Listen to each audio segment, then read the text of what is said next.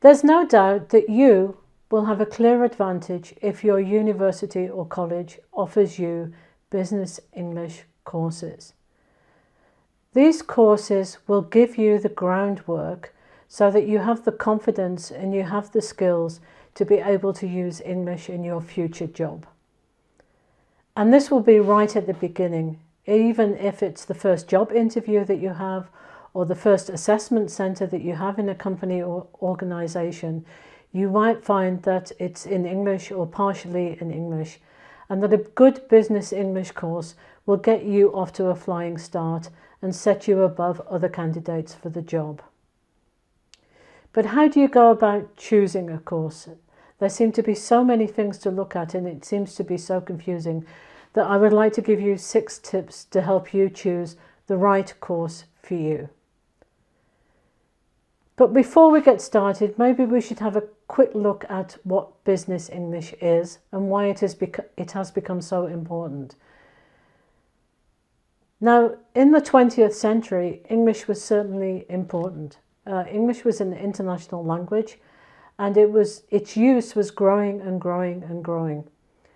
And an example of this would be the foundation of the International Association for the Teaching of English as a Foreign Language, and this was founded in 1967. But then we have a development that came along in the late 1980s.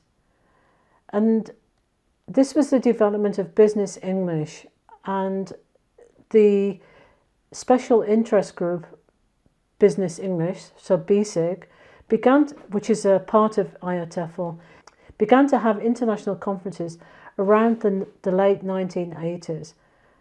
And there was a whole discussion about what business English was, what business English should cover, and how the developments would be. Now, you're coming into education in the 21st century, and what we can see in the 21st century is that the use of English has simply exploded. And English has gone from being an international language to being a global language. And this global language has been adopted by business. And there are so many examples that you can see. There are many, many, both national and international and global companies that use English as their working language. And these companies are not only situated in English-speaking countries such as England or Ireland or the United States, but they're also in other countries that have different home languages, countries like Germany, France, Korea, China, Japan. And the developments have meant that what's happened in the world is that there are many more non-native speakers of English as a global language than there are native speakers. And business English has really developed a little bit beyond language. It's developed into something that I would call a business tool. And English has become this essential business tool that is probably as important, or even maybe even more important, than other tools that you will learn at university. So let's move on to these 6 tips that I would give you. So the first one is to look at yourself. And I would ask myself, do I need or will I need business English? Now, if you're studying in any business studies department around the world, I would suggest, especially in a non-native speaking country, I would suggest very strongly that you do need business English. And even if you don't think that you need it now, you will maybe begin to find that you do need this when you begin to work. There are many areas in business now where I think it would actually be very difficult to get a job without English. So rather than English just being a desirable and an add-on, again, I feel that in many areas it's becoming an essential. And it's not only business studies departments. You may find there are other subjects in the university where very specialized English, which are kind of branches of English for business, these are also very important, and you might find that you do need English. I can think, for example, off the top of my head, things like architecture, medicine, engineering, media studies, these kind of things.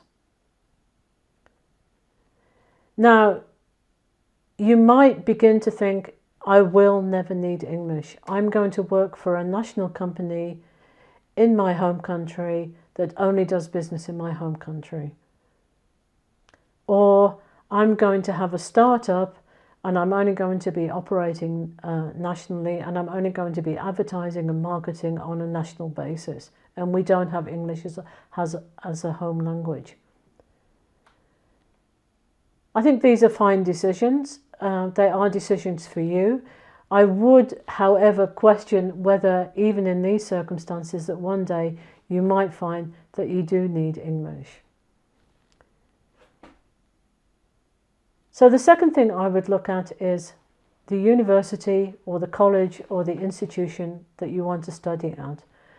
And what I would do is have a look at the university and really get a feeling of how international the university is, how outward looking is the university, and how open are they to the use of English and to the adoption of English.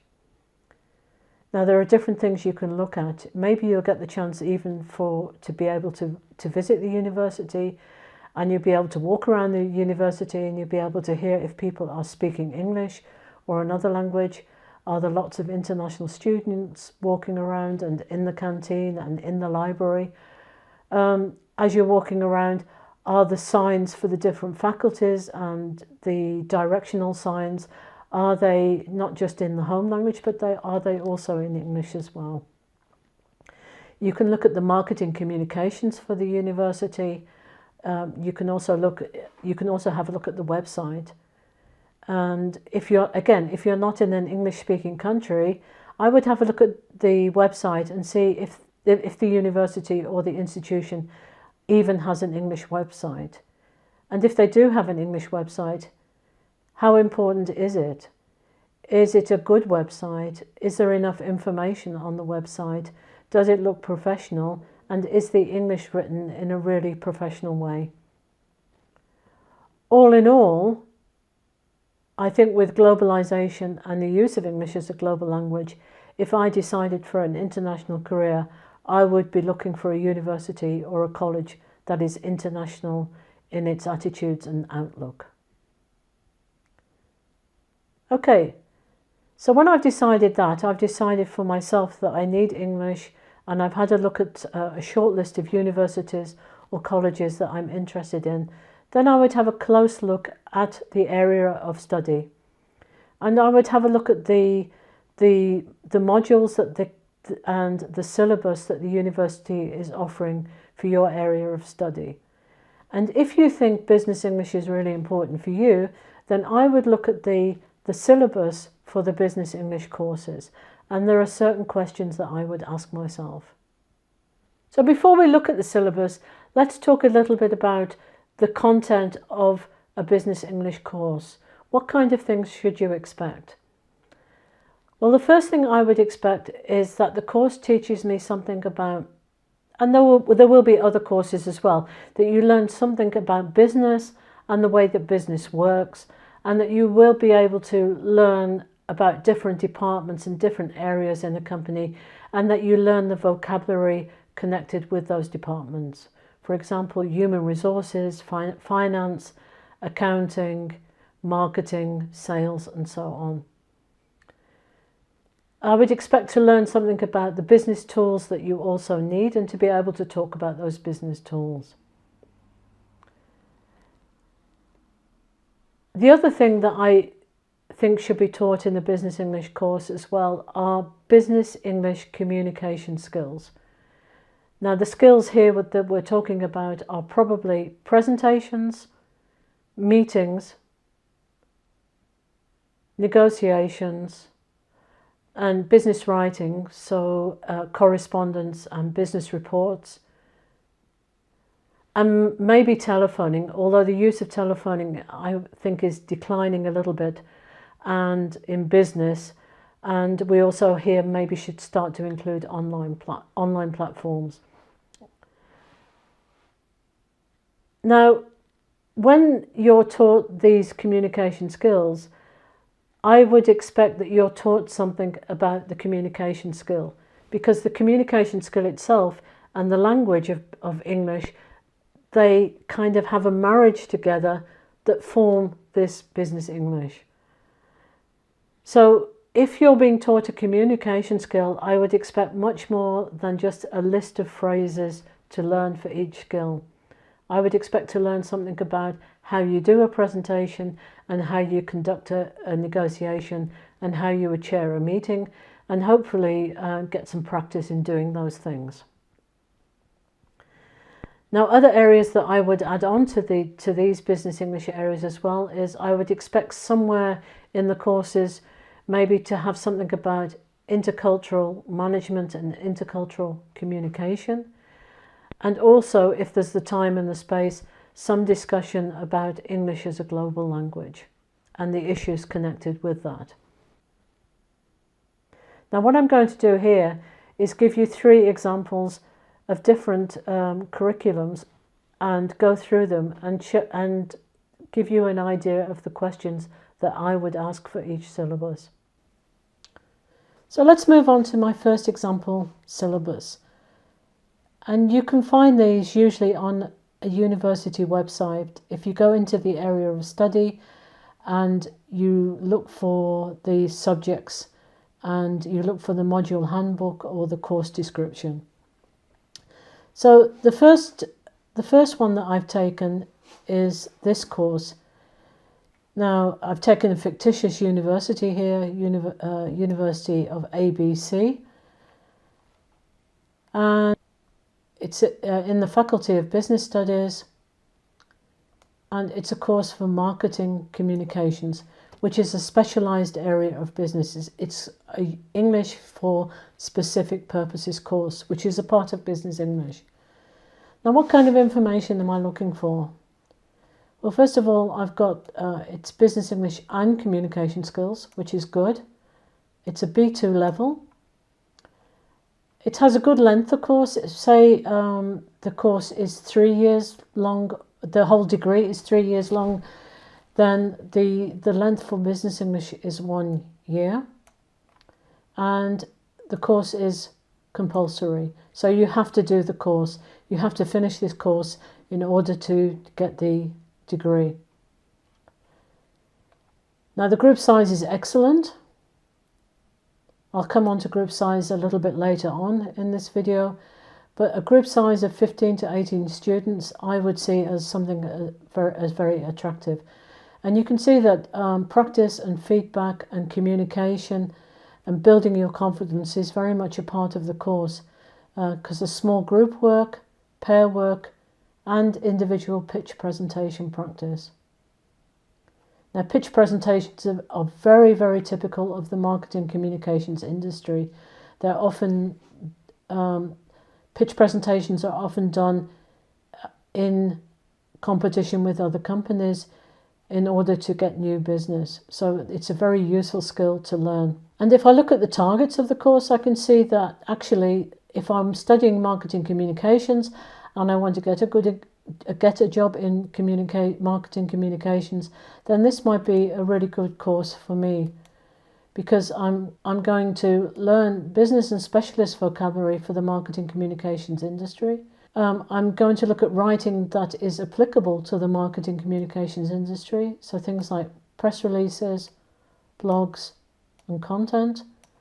And there is room for business communication skills, so meetings and negotiations, and we're going to practice meetings and negotiations that are typical of the marketing communications industry. I would see this as very positive. The books, the materials that are chosen, they seem to be fairly modern, fairly up to date, and they're totally applicable to the course. There's a book in marketing communications itself, and there is a book about presentations in English that will prepare me for the pitch presentations, and that will prepare me for future life.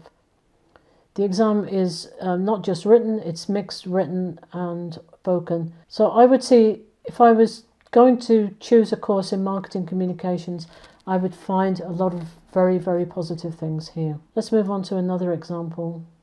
So again, we're looking at the University of ABC, and this time we're looking at business administration.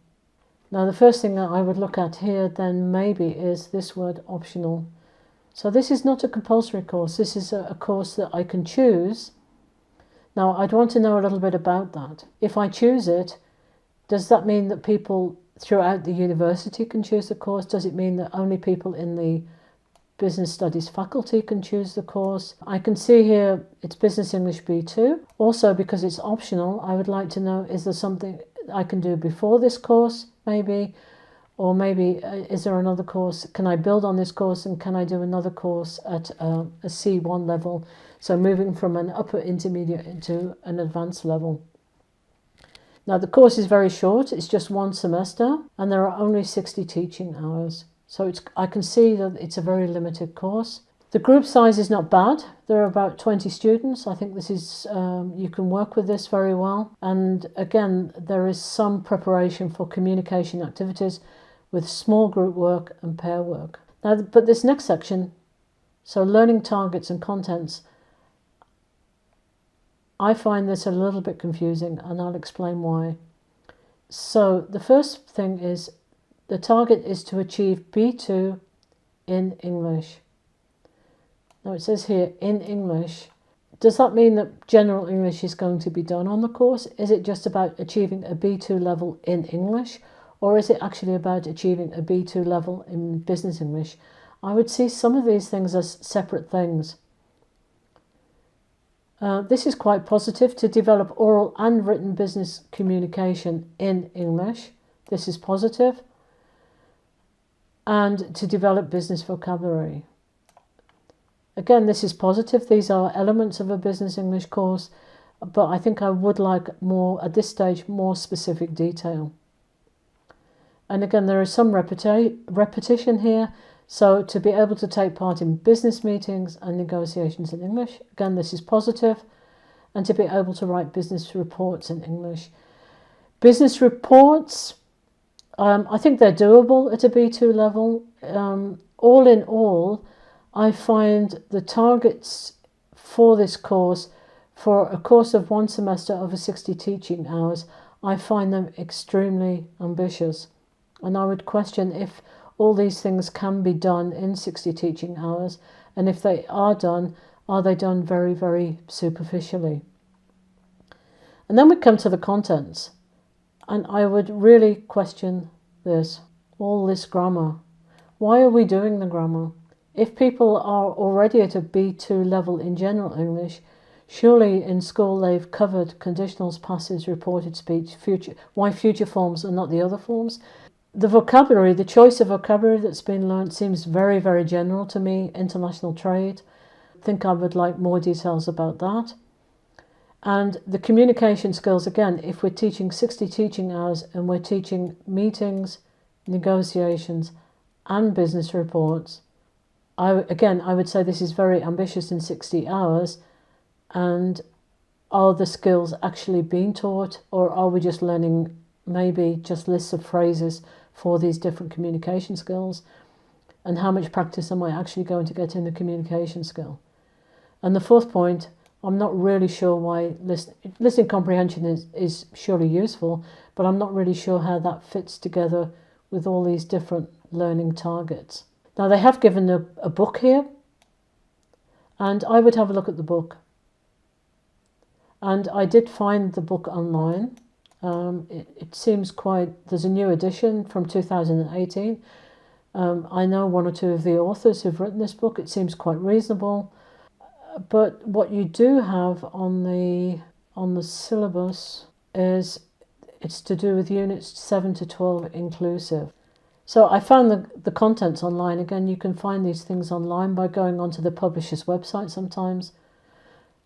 So if I look at units 7 to 12, I've got the subject here of outsourcing, employees, which is general business English. I think that's perfectly applicable.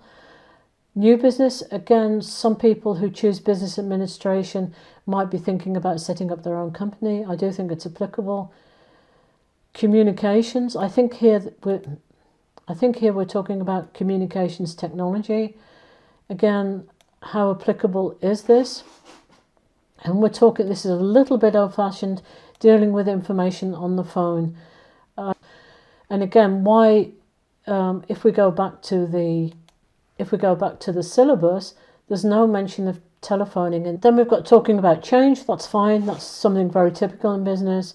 All in all, quite a strange selection of topics for a B2 level, practicing meetings and negotiations. Again, some of the grammar, the reasons the grammar are being taught are a little bit clearer by looking at this book, because here we have the passives, the conditionals, the future tenses. However, we've suddenly got here present perfect, simple and continuous again, which was not mentioned on the syllabus. So if I was going to do this course, I think I would have quite a few questions about the course, and I would like to get in touch with the university, or maybe even if I can find the email address of the teacher, ask them some questions about the course. Then I would like to come on to my last example. Now what I've chosen here is, again, it's the same fictitious university, University of ABC, and what we've got here is a degree in global leadership. And what I've taken is the whole description of the degree going over 7 semesters. And if I look at this, I can see that Business English is really integrated into the course, and that there's a kind of program for doing Business English with a sense of progress as you're going through it. So I've got Business English 1, B2 C1, then that moves to Business English C1, so there's progress here. I would expect, again, I would go into the website and try and find out more details about this course, but I would be expecting to do lots of work about business areas and learning the vocabulary and about the tools that I need for Business English. And then in semester 3, there's moving on to specific communication skills. So here, report writing, which is very doable and a very useful skill to learn at a C1 level. So if I move into the 4th semester, then I've got Business English, and I can see here we're moving from writing skills into speaking skills. It's about international presentations. The word international I find a little bit attractive, and it seems we spend a whole semester, I'd probably find more details about the course, doing presentations. And this would mean that a communication skill is taught and practiced at very great depth, and I would find this attractive. And it would even prepare me for the next semester, which is studying abroad, where I might have to give presentations to international audience or students of business in an English-speaking country. And then when I come back from the semester abroad, again, there's an option here. And I find this quite relevant and quite modern. I can talk about corporate communication, and I can do a project rather than an exam, talking about English as a business tool. And even when I get to the 7th semester and I'm writing my thesis, there is an option here to complete the thesis in English. So if I was really interested in getting my Business English up to a high level, and to be able to, and to be in a position where I could get a job using English at a very high level from the word go, from the very start of my job, then I would find this a very attractive course. Of course, you need to look at all these other subjects around and to see if these are suitable, and these are the things that you're looking for. And the next point is the teaching staff. Can you find anything out about the people who are going to be teaching you Business English? Maybe there's a profile on the website for each teacher. Maybe you can even find an email address and a photograph. Is the teacher really well qualified? Does the teacher actually have qualifications for teaching Business English? Is the teacher a member of professional organisations? Has the teacher written books? Does the teacher present at international conferences themselves? You might feel that it's really necessary for a native speaker to teach you Business English. I don't always, maybe this is desirable and this is something that you want, but I don't think that this is always necessary. I would rather have a really good teacher of Business English who's not a native speaker than a native speaker who has no knowledge of business at all. And in any case, with this growth of global English, there's the whole question about numbers and whether there would be actually enough native speaker teachers in the world to go around to be able to teach business English and general English courses. Now, I did talk about the next point in the syllabus, but I would like to draw attention to it again, and that's the question of the size of the class. Now, when you do business English, it is all about communication, communication, communication. And what you need with that communication is, firstly, you need to get a lot of feedback, not just from the teacher. That's also important. If you write reports, you need the teacher to be able to have the time and the space to be able to correct those reports and to give you some idea of where you should be going and what you should be revising. But you also need the time as well to get feedback and to practice and to practice and practice. For example, presentations or simulations of business meetings or business negotiations. These kind of things are absolutely vital because that practice makes perfect. You can make mistakes and you can find things out during this teaching and practice and feedback. And it's really difficult to do these kind of activities when the class is simply too big. Now, in one university that I worked in, I was asked to teach presentation skills to groups that were somewhere between 40 and 50 people. Now, it's not impossible, but the nature of the teaching is quite different to teaching a smaller group.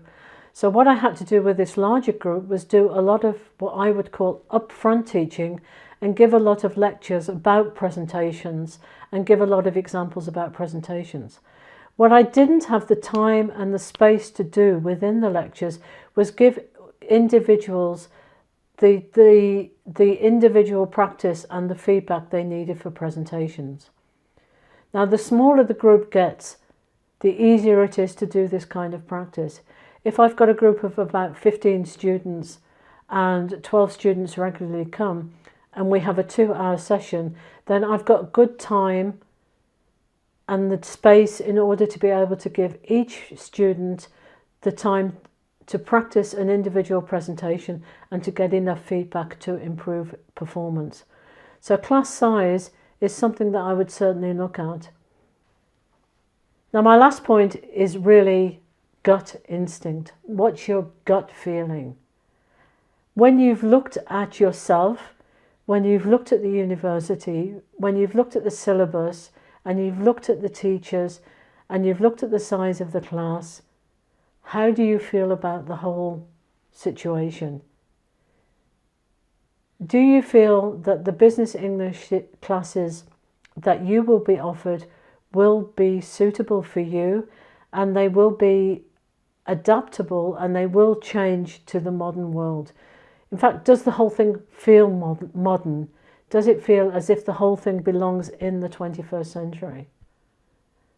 So if you feel that the course that you're looking at is stuck somewhere in the 1980s or the 1990s, again, looking at the age of the book that they're using or the materials that they're using, then maybe you want to look for something that is much more suitable for the job that you're going to be doing.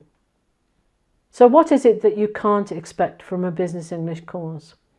Now, as I said at the beginning of this video, I would expect a course to give me a springboard. I would have the confidence to be able to give a presentation, to attend a meeting, maybe even to chair a meeting, and to lead a simple negotiation. I would also expect to know a little bit about, and from my other studies as well, about how business works, and I would be able to express ideas about the different departments in a company, such as sales or marketing or finance. What a business English can't do for me is prepare me for every company that I'm going to work in.